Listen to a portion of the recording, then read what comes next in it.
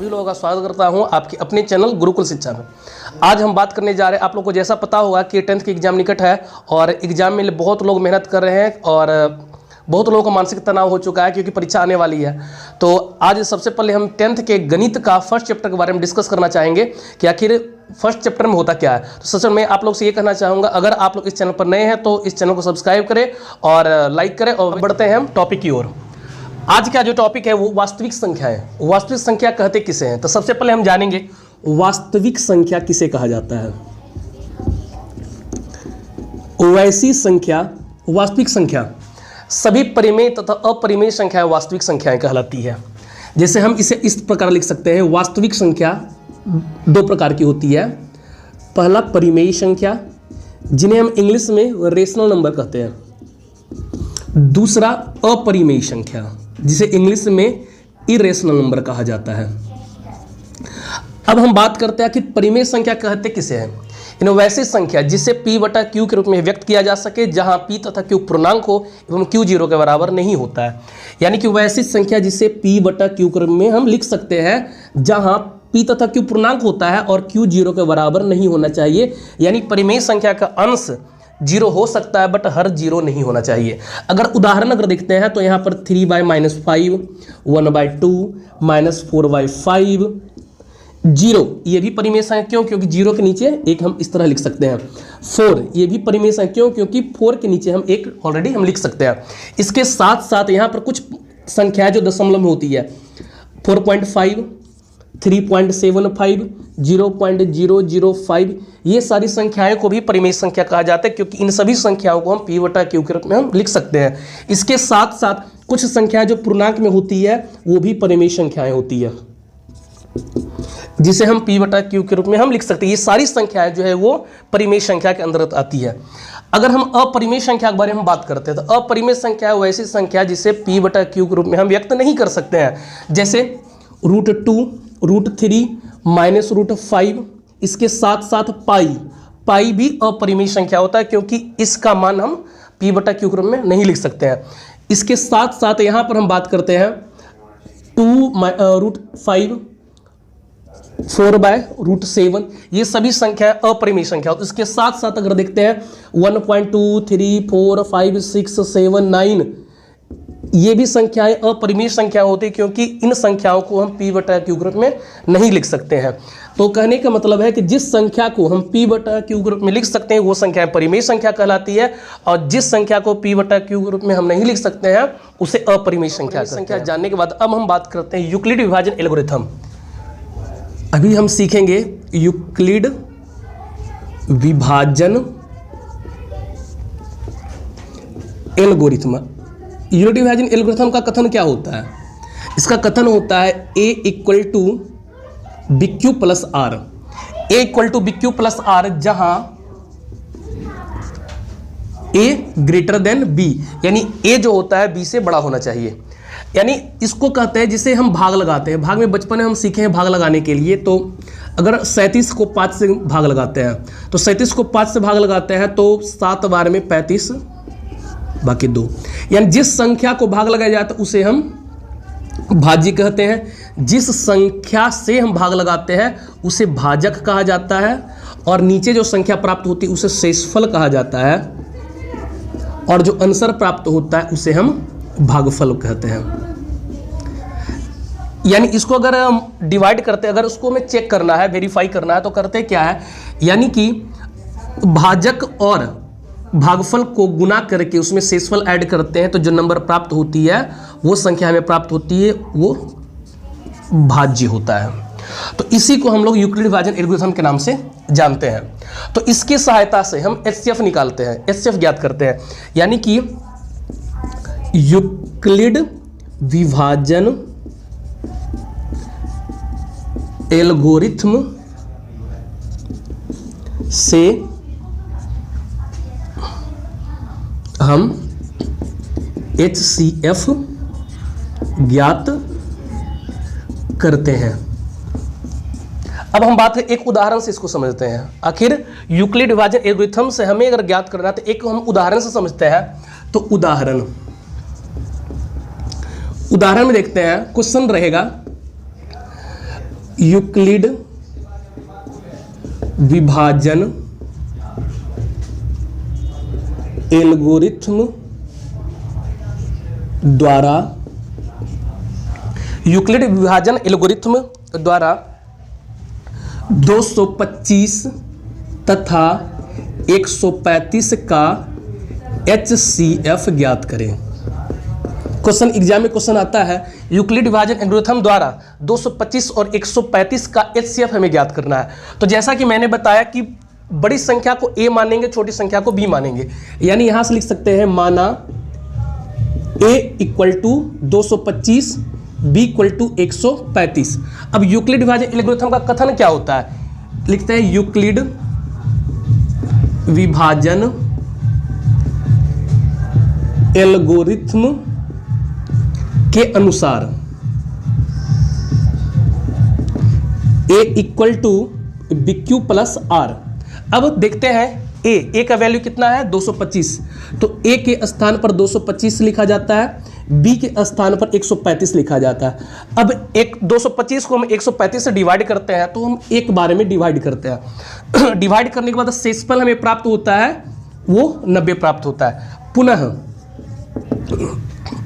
Next step चलते हैं, फिर जो बड़ा संख्या होता है उसको A मानेंगे, छोटा संख्या को B मानेंगे, यानी पुनः A बराबर 135, B बराबर 90।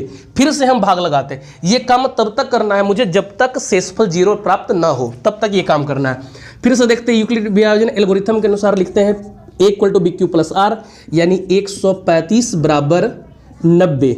अब 90 को कितना बार लगा सकते हैं, तो एक बार हम लगा सकते हैं। फिर जब 90 को एक बार लगा तो शेषफल हमें कितना प्राप्त होगा 45।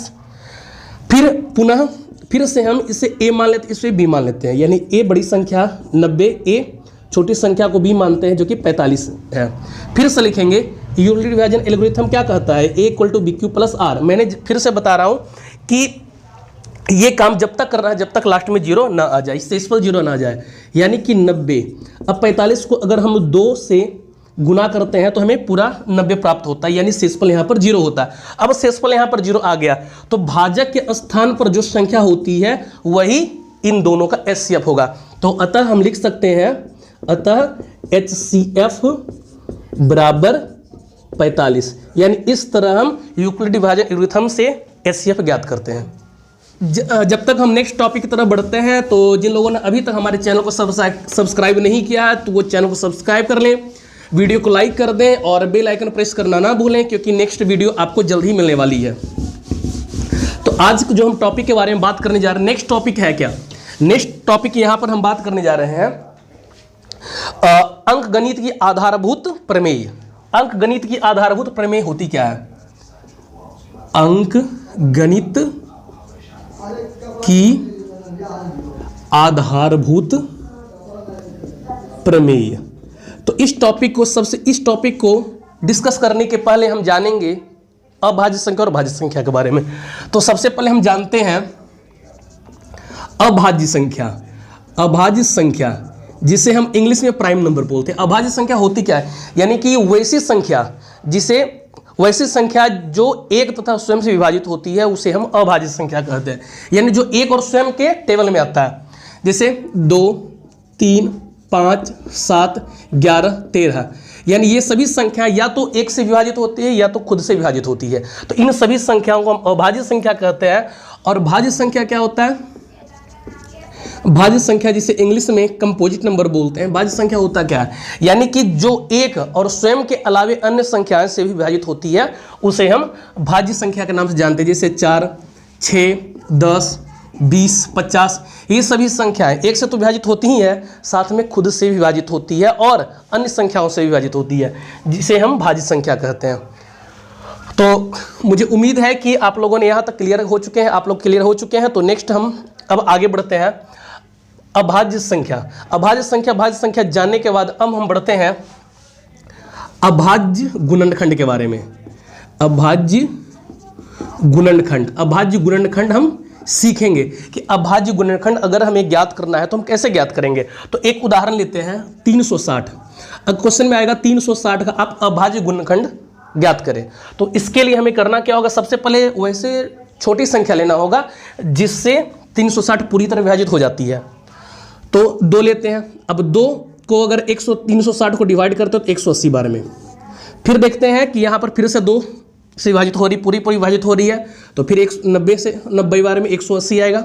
फिर 2 से अगर हम विभाजित करते हैं तो फिर 45 आता है। अब यहाँ पर देखने वाली बात है कि अब 2 से विभाजित हम नहीं कर सकते हैं, तो 2 से नहीं तो हम 3 से कर सकते हैं। 3 से हम 15 बार में लगाते हैं, फिर से हम 3 बार लगाते हैं, 3 से लगाते हैं तो 5 बार में।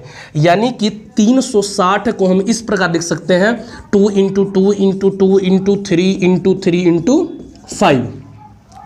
अब यहाँ पर देखते हैं कि 2 × 2 × 2 2 3 बार आया है, तो हम इसको अगर पावर में लिखना होता है तो 2 पर पावर 3 गुना 3 को 2 बार 3 2 बार आया है तो 3 पर पावर 2 और यहाँ पर 5, 1 लिखे ना लिखे बात बराबर है।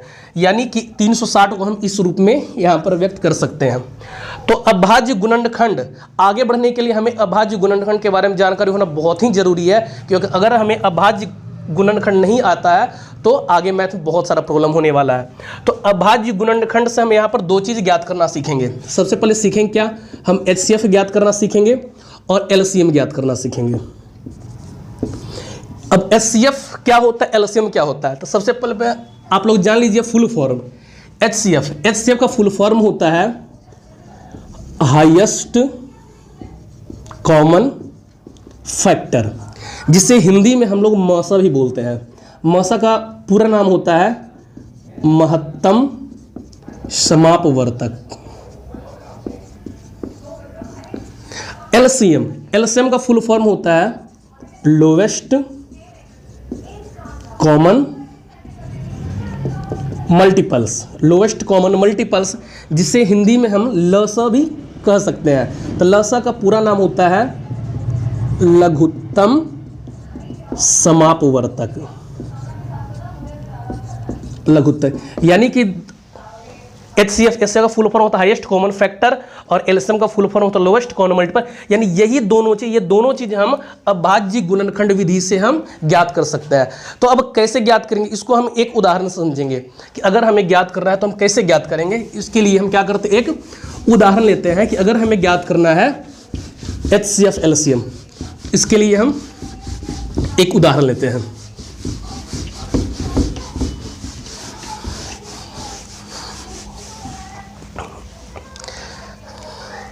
जैसे क्वेश्चन आएगा अभाज्य गुणनखंड विधि द्वारा, अभाज्य गुणनखंड विधि द्वारा 140 तथा 160 का HCF तथा LCM ज्ञात करें। अगर एग्जाम में ये क्वेश्चन आता है अभाज्य गुणनखंड विधि द्वारा 140 और 160 का HCF ज्ञात करना है, तो सबसे पहले हम सीखेंगे इसको कैसे ज्ञात करेंगे। 140 और 160 का HCF LCM अभाज्य गुणनखंड विधि द्वारा ज्ञात करना।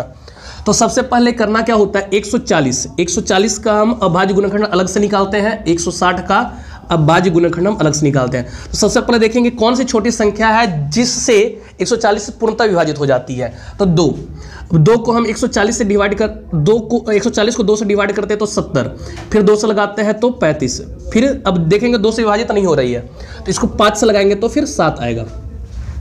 अब यहाँ पर देखते हैं 160 2 से पूर्णतः विभाजित है तो 2 से लगाते हैं तो 80, फिर 2 से लगाते हैं तो 40, फिर 2 से डिवाइड करते हैं तो 20, फिर 2 से डिवाइड करते हैं तो 10, फिर 2 से डिवाइड करते हैं तो 5। अब यहाँ पर देखते हैं 140 को हम लिख सकते हैं 2 गुना 2 गुना 5 गुना 7, और यहाँ पर 160 को देखते हैं 2 गुना 2 गुना 2 गुना 2 गुना 2 गुना 5। अब हमें निकालना है कि HCF ज्ञात करने के लिए देखते हैं कि इन दोनों में कौन सी संख्या जो कॉमन है, जो उभयनिष्ठ है। तो यहाँ पर देखते हैं 2 मैच कर जाता है, फिर 2 मैच कर जाता है, अब यहाँ पर 5 मैच कर जाता है, यानी कि 2 उभयनिष्ठ है, यहाँ पर 2 उभयनिष्ठ है, फिर 5 उभयनिष्ठ है। अब यही तीनों संख्या का गुणनफल जो होता है वो HCF प्राप्त होगा। 5 गुना 2 10, 10 गुना 2 20। यानी इस प्रकार हम ज्ञात करते हैं कि 140 और 160 का HCF 20 है। लेकिन अब हमें LCM निकालना है, तो LCM निकालने करना क्या होता है, इसे हम घातांक के रूप में व्यक्त करते हैं। यानी कि 2 गुना 2, यहाँ 2 बार आया है तो 2 पर पावर 2, 5 गुना 7। फिर जब 160 का अभाज्य गुणनखंड विधि को हम घातांक के रूप में लिखना होता है तो 2 यहाँ पर 5 बराता है, 2 पर पावर 5 और फिर 5। अब यहाँ देखने वाली बात है, हमें एलसीएम ज्ञात करना है। एलसीएम ज्ञात करने के लिए हम देखते हैं कि अधिकतम घात वाला संख्या को हमें यहाँ पर लिखना होगा। तो अब ये दोनों में अधिकतम घात क्या है, तो 2 पर पावर 5। फिर अब दोनों 5 पर पावर 1, 5 पर पावर 1 दोनों सेम है तो हम यहाँ पर 5 लिख देते हैं। फिर 7। एक चीज ध्यान देने की बात यह है कि जो ये अभाज्य गुणनखंड विधि में ध्यान देना होता है कि ये जो नंबर है वो रिपीट नहीं होना चाहिए। रिपीट हो जाएगा तो आपका गणित गलत हो जाएगा। तो यहाँ पर देखते हैं 2 पर पावर 5 का जो मान होता है वो 32 होता है, फिर 5 फिर 7। अब इसको गुना करते हैं तो 35 गुना 32, यहाँ पर हम रफ में यहाँ पर कर सकते हैं 35 गुना 32 अगर करते हैं तो होता है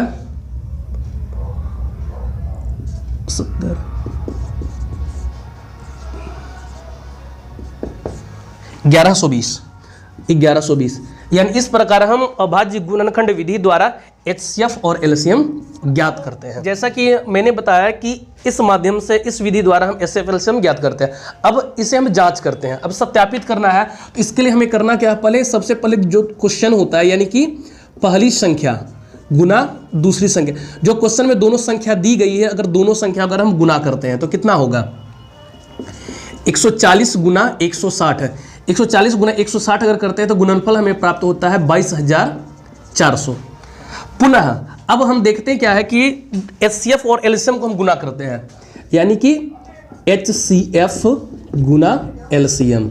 हमें एचसीएफ कितना प्राप्त हुआ था 20 और एलसीएम कितना प्राप्त हुआ था 1120। अब ये दोनों को हम मल्टीप्लाई करते हैं तो देखते हैं यहाँ पर भी 22,400 में। यानी देखने वाली बात ये है, ध्यान देने की बात ये है कि दोनों क्वेश्चन को मल्टीप्लाई करते हैं तो उतना ही आता है जितना दोनों आंसर को मल्टीप्लाई करते हैं तो आता है। तो यहाँ पर एक फॉर्मूला का निर्माण होता है, एक फॉर्मूला तैयार होता है, पहली संख्या गुना दूसरी संख्या, पहली संख्या गुना दूसरी संख्या बराबर एलसीएम गुना एचसीएफ। पहली संख्या गुना दूसरी संख्या बराबर एलसीएम गुना एचसीएफ। यानी इसमें एक चीज दिया हुआ है कि यहाँ पर 4 संख्या होगी, 4 संख्या में से कोई भी अगर 3 संख्या हमें प्राप्त होती है तो हम चौथा संख्या हम आसानी से निकाल सकते हैं।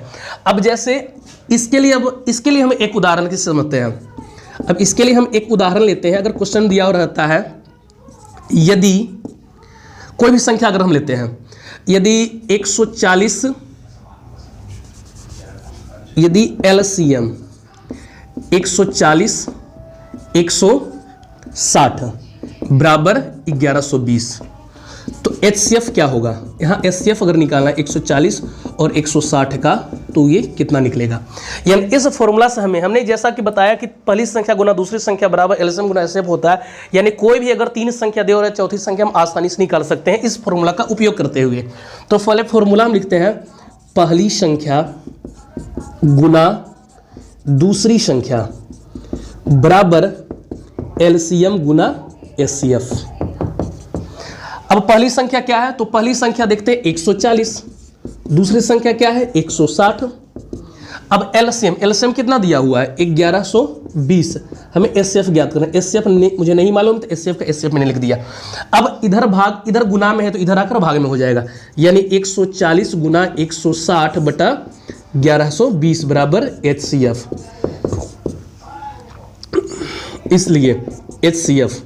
अब यहां पर हम देखते हैं, यहां पर कट करते हैं, यहां 0 0 यहां से आसानी से कट गया, उसके साथ 7 उसकी एक बार में और ये 20 बार में। जैसा कि देखते हैं एचसीएफ इक्वल टू यहाँ पर 20। यानी जैसा मैंने बताया कि कोई भी 3 संख्या प्राप्त रहेगी तो चौथा हम यहाँ से निकाल सकते हैं कि किसी भी अपरिमेय संख्या को सिद्ध करना कि आखिर वो अपरिमेय संख्या क्यों होता है। तो इसके लिए हम एक उदाहरण से समझते हैं, और ये जो क्वेश्चन मैं बताने जा रहा हूँ हर साल एग्जाम में आता है, एग्जाम के लिए बहुत ही ज़्यादा इंपॉर्टेंट है। तो आखिर ये क्वेश्चन है क्या, तो यहाँ पर हम क्वेश्चन देखते हैं कि सिद्ध करें कि √2 एक अपरिमेय संख्या है, अपरिमेय संख्या है। अब इसे हमें सिद्ध करना है, तो इसके लिए हमें करना क्या होता है, तो सबसे पहले यहां पर जाने कि हमें पता है, आप लोग जानते हो कि √2 एक अपरिमेय संख्या होता है, बट हमें इसे सिद्ध करना है। तो इसके लिए हम लिखते हैं माना यदि संभव हो, यदि संभव हो, माना यदि संभव हो तो √2 एक अपरिमेय संख्या, √2 परिमेय संख्या है। यानी हमें पता है कि √2 एक अपरिमेय संख्या है, लेकिन यहां पर हम मानते हैं यदि संभव हो तो मान लेते हैं √2 एक परिमेय संख्या है। जब परिमेय संख्या है तो यहां पर हम ऐसे भी लिख सकते हैं √2 = p/q, जहां p तथा q पूर्णांक है, p तथा q पूर्णांक है। अब देखिए जब p तथा q पूर्णांक है तो अब यहां पर लिखते हैं दोनों ओर, अब इसे क्या करना होता है, वर्ग करना होता है। दोनों ओर वर्ग करने पर √2 स्क्वायर p² बटा q, दोनों ओर वर्ग करते हैं। उसके बाद √2 का स्क्वायर 2 होगा, p² बटा q²। अब यहाँ से क्या करते हैं, यहाँ से इसको हम गुना करते हैं तो लिखते हैं p² = 2q²। अब यहाँ पर देखने वाली बात ये है, p² = 2q², इसे हम समीकरण 1 मान लेते हैं। अब 2 p² को यदि विभाजित करता है तो p को भी विभाजित करेगा। यहाँ लिखते हैं कि यदि 2 p² को विभाजित करता है तो वह p को भी विभाजित करेगा। अब यहां पर p, अब हम मान लेते हैं p को मान लेते हैं 2m, p = 2m। p को 2m मानने के बाद होगा क्या, समीकरण 1 से देखते हैं, समीकरण 1 से। समीकरण 1 में जैसा आप देख सकते हैं कि p² = 2q² है। अब p के स्थान पर हम 2m हमें लिखना है, तो p के स्थान पर 2m² 2q², 2 का स्क्वायर 4 होगा, 4p² 2q²। अब यहाँ से हम कट करते हैं तो हमें प्राप्त होती 2m² = q²। यहाँ अब देखते हैं, यहाँ जब 2q² को विभाजित करता है तो वह q को भी विभाजित करेगा।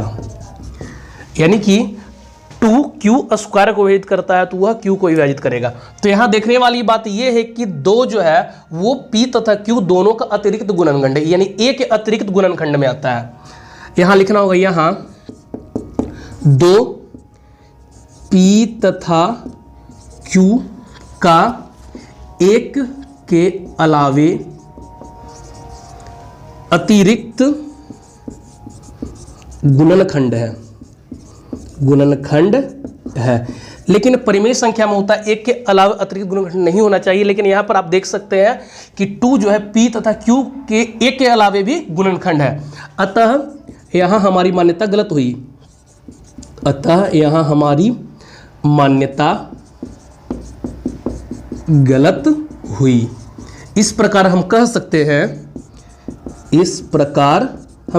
हैं √2 एक अपरिमेय संख्या है। परिमेय संख्या का दशमलव निरूपण, आखिर परिमेय संख्या को हम दशमलव में कैसे करते हैं, तो सबसे पहले जानेंगे कि परिमेय संख्या दशमलव निरूपण कैसे करते हैं। उसके पहले जानेंगे कितने प्रकार के होते हैं।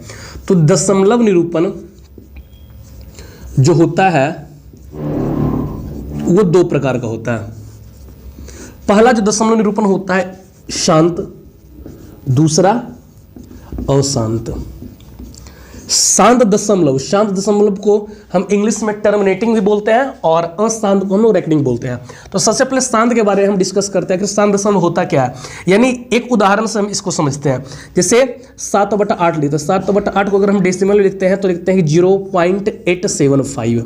अब 0.875 देखने के बाद पता चलता है कि यहाँ पर डेसिमल डिजिट जो होता है वो कुछ स्टेप जाने के बाद वो स्टॉप हो जाता है, वो शांत डेसिमल में होता है।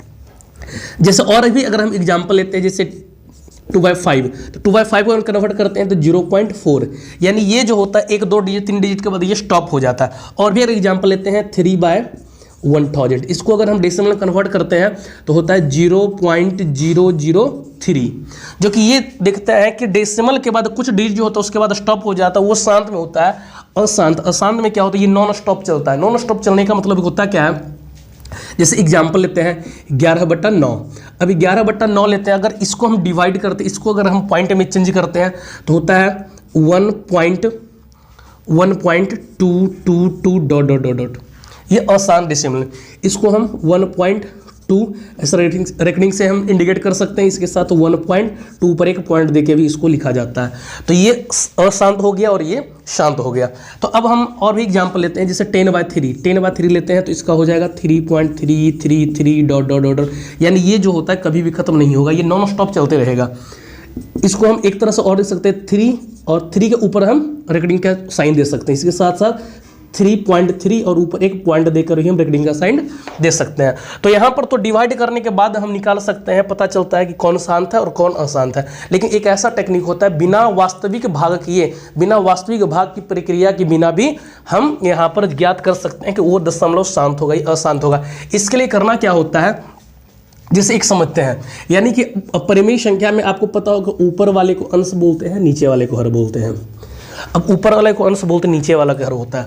अब हर जो होता है, अगर हर का हम अभाज्य गुणनखंड निकालते हैं, अभाज्य गुणनखंड, अब हर का हम अभाज्य गुणनखंड निकालते हैं तो अगर उसका अभाज्य गुणनखंड, हर का अभाज्य गुणनखंड अगर 2m गुना 5n के रूप में हो, या 2m के रूप में हो, या 5n के रूप में, यानी इस रूप में अगर हर का अभाज्य गुणनखंड ज्ञात होता है, अगर निकलता है, तो वो दशमलव शांत दशमलव में होगा।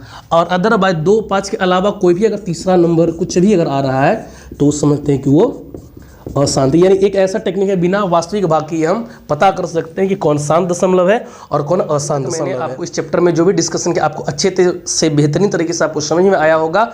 और अगर इस चैप्टर में कोई प्रॉब्लम है तो बिल्कुल आप यहाँ इस चैनल में कमेंट कर सकते हैं और मुझे इंस्टाग्राम पर फॉलो कर सकते हैं, जिसका लिंक डिस्क्रिप्शन में दिया गया है। तो बाकी अभी तक चैनल को सब्सक्राइब नहीं किया है तो इसको सब्सक्राइब कर दें, बेल आइकन दबा दें और लाइक करें, शेयर करें और बहुत लोगों तक इस चीज़ को पहुंचाएं, क्योंकि सभी के लिए ये बहुत ही ज़्यादा हेल्पफुल है। सो थैंक यू, मिलते हैं नेक्स्ट वीडियो में।